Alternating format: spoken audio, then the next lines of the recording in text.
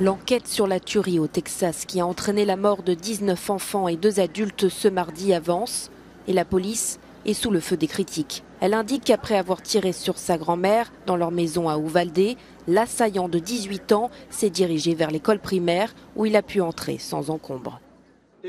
Il avait été rapporté qu'un officier de police du district scolaire avait confronté le suspect qui faisait son entrée.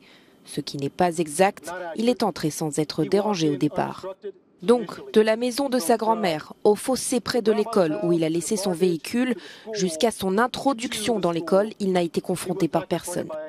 Joe Biden se rendra sur les lieux du drame ce dimanche. Critique envers le lobby des armes, le dirigeant américain a appelé le Congrès à limiter l'accès aux armes à feu.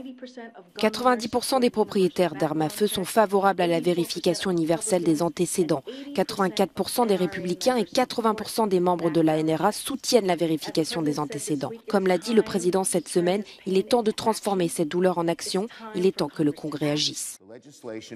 Mais ce n'est pas la première fois que les démocrates proposent des projets de loi similaires, retoqués par les républicains.